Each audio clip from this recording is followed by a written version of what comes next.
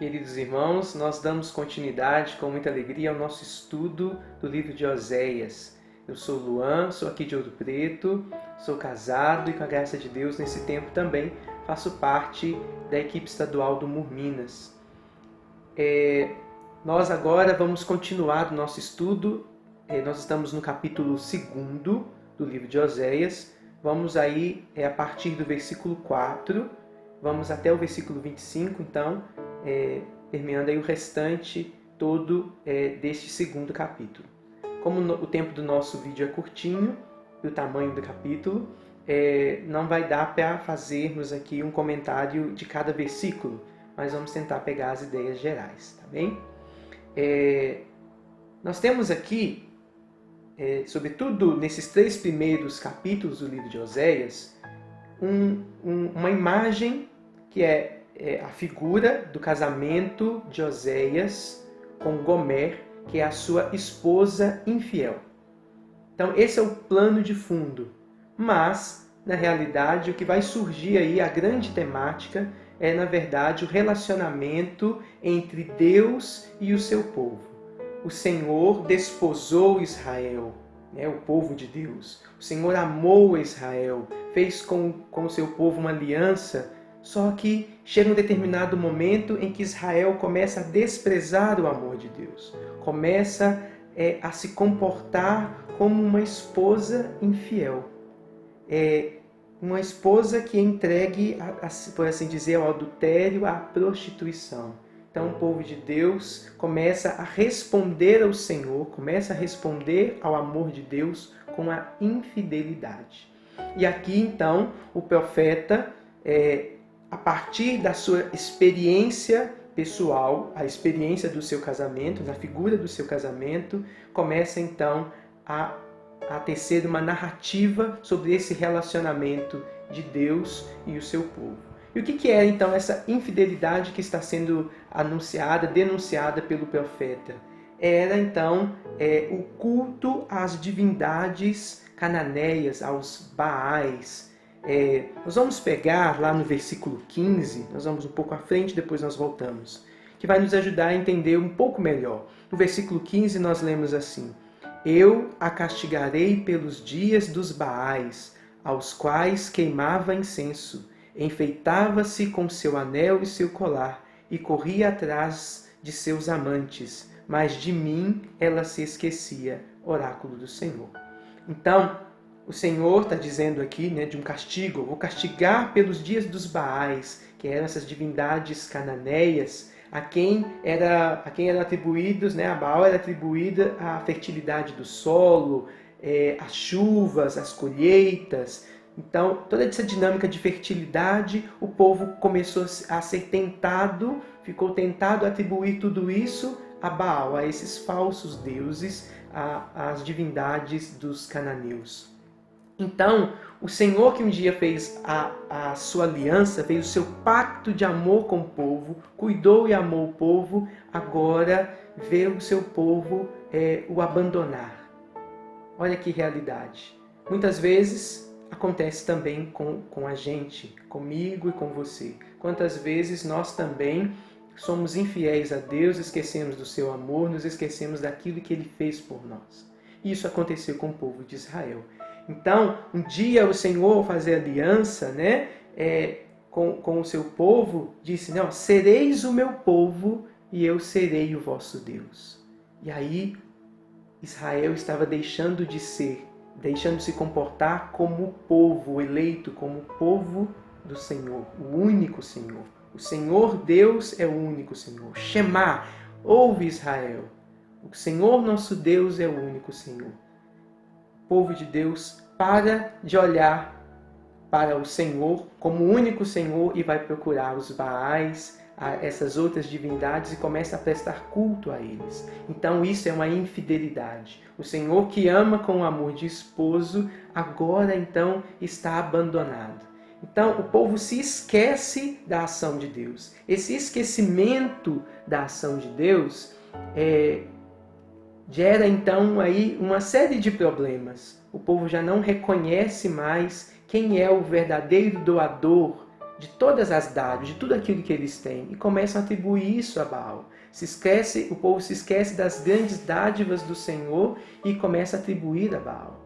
Então, como eu disse, atribuíam aí a fertilidade do solo, as chuvas, as colheitas. Nós vemos no versículo 7, assim: sim, sua mãe se prostituiu, cobriu-se de vergonha aquela que os concebeu, quando dizia: quero correr atrás de meus amantes, daqueles que me dão o meu pão e minha água, minha lã e meu linho, o meu óleo e minha bebida.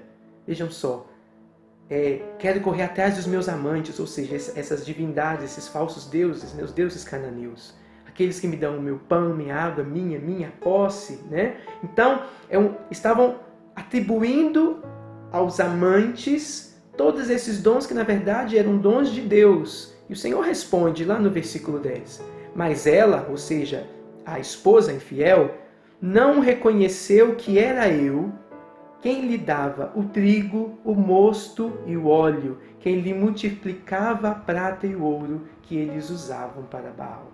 É o Senhor que dava tudo. Então esse esquecimento fez um grande estrago. O povo já não reconhecia mais que era o Senhor que dava tudo e começou a atribuir isso a falsos deuses. Mas o Senhor, então, o cerne dessa parte, né, deste trecho em que nós estamos estudando, o Senhor vai responder à ação de infidelidade do povo com um duro castigo. E esse duro castigo de Deus é uma forma, né, do Senhor, na sua pedagogia divina, de fazer com que o povo volte para Ele. Nós podemos lembrar lá no Apocalipse, no livro do Apocalipse, quando o Senhor diz para a igreja de Laodiceia: repreendo e corrijo aqueles que amo. Então o Senhor repreende com castigo, um duro castigo o seu povo, para que o povo volte a Ele. É isso que nós vemos então aí até o versículo 15, do versículo 4 ao versículo 15 do capítulo 2, nós vemos essa realidade do Senhor que vai então aplicar um duro castigo para que o povo retorne, para que o povo volte a Ele, né? E vai dizer também no versículo 5, no versículo 5, né? Torná-la-ei semelhante a um deserto, ou seja, se estava atribuindo a Baal a fertilidade, agora eu, que na verdade, eu, o Senhor, que lhe dou tudo, vou fazer de ti uma terra seca, vou fazer de ti um deserto. O Senhor que dá, Ele também retira. É o mesmo Senhor. E aí nós vamos ver no versículo 4, voltando um pouquinho, um processo jurídico, né, de divórcio. Nós vemos aí logo no versículo 4: processai vossa mãe, processai, né? O Senhor se dirige aos filhos dessa esposa, como que para dizer que eles devem se afastar dessa mãe que foi corrompida. Processai vossa mãe, processai, porque ela não é minha esposa e eu não sou seu esposo. E essa declaração era comum nos processos jurídicos assírios, né? Como que para dizer que havia ali então uma ruptura do casamento. O esposo dizia: não és mais minha esposa, e a esposa respondia: não és mais meu marido. Então a gente vê esse primeiro costume desses processos de divórcio. Nós vemos também no versículo 7, aliás, no versículo 5, depois também no versículo 12, quando o Senhor vai dizer: senão eu a despirei completamente. Era comum, né, que a adúltera fosse expulsa da casa do marido, despida publicamente, né? Então era colocada à mostra a sua nudez. E a nudez revela a desordem do pecado. Nós vemos isso desde os primeiros pais, desde Adão e Eva. A nudez revela a desordem do pecado. Por isso, então, também era comum que a adúltera fosse despida publicamente, para que assim se mostrasse a vergonha, né? A vergonha do pecado. Mas, diante de tudo isso, meus irmãos, o Senhor, Ele continua sendo fiel a nós, continua fiel na sua aliança. Mesmo que a gente continue correndo atrás dos falsos deuses, dos nossos Baais, de ontem ou os de hoje, Os Baais de hoje, né, muitas vezes, poderia ser também a ciência. Quantas vezes a ciência para nós se torna um Baal? Um Deus a que nós vamos atribuir tantas bênçãos, tantas graças, tantos donativos, nos esquecendo que na verdade é o próprio Senhor quem nos dá tudo, quem nos presenteia, inclusive com os dons e as capacidades científicas.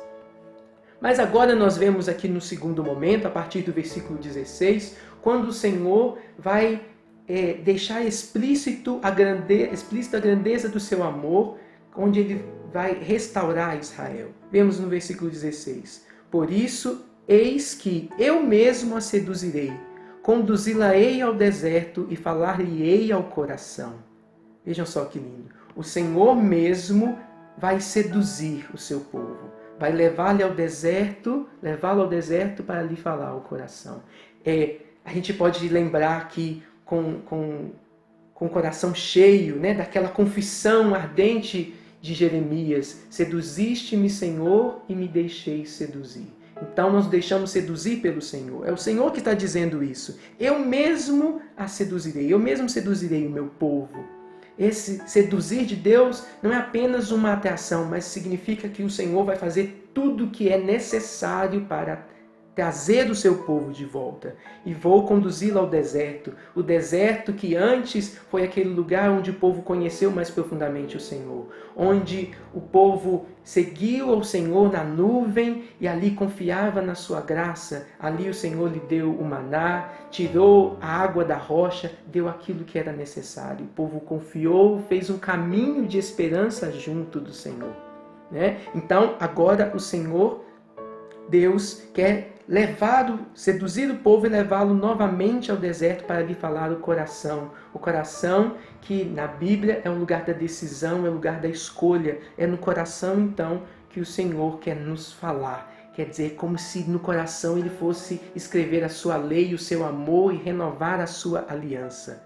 No versículo 17: Dali lhe restituirei as suas vinhas e o vale de Acor quer dizer vale da desgraça, será uma porta de esperança. Então o Senhor transforma o vale da desgraça numa porta de esperança. E a grande porta de esperança, nós sabemos, é o próprio Jesus, é o Senhor. Ele que diz, né, nós lemos lá no Evangelho de São João, ele é a porta das ovelhas, ele é a nossa porta. É por ele, a porta da esperança, que nós vamos alcançar, e nós alcançamos, né, a graça do céu, a renovação dessa aliança.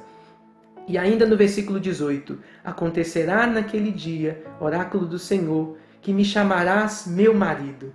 Olha só, o Senhor renovando agora a sua aliança, voltando o povo a um estado anterior, né? Nós vimos lá no versículo 4 aquela declaração de ruptura do divórcio, do processo de divórcio. Não és mais meu marido, não és mais minha esposa. Agora o Senhor diz: me chamarás meu marido. E não mais me chamarás meu Baal. Ou seja, um Senhor dominador que não é esse esposo fiel, como é o nosso Deus. E ainda vemos no versículo 21, eu te desposarei a mim para sempre. Ou seja, o Senhor faz conosco, faz com a gente uma nova e eterna aliança. Essa nova e eterna aliança que é realizada e cumprida no Senhor Jesus. O Senhor Jesus que toma a sua igreja como esposa, entrega a sua vida por ela, ama e entrega a sua vida por ela. É isso que o Senhor está fazendo. Eu te desposarei a mim, é essa expressão que quer dizer, eu vou te voltar àquele estado inicial como uma jovem virgem, para selar novamente contigo a minha aliança. Te desposarei na justiça e no direito, no amor e na ternura. Eu te desposarei a mim na fidelidade e conhecerás o Senhor. Olha que maravilha! E assim nós vamos conhecer o Senhor no seu amor e na sua graça. Louvado seja Deus pelo seu amor. Louvado seja o Senhor que não desiste de nós, que sempre é fiel e renova constantemente a sua aliança conosco.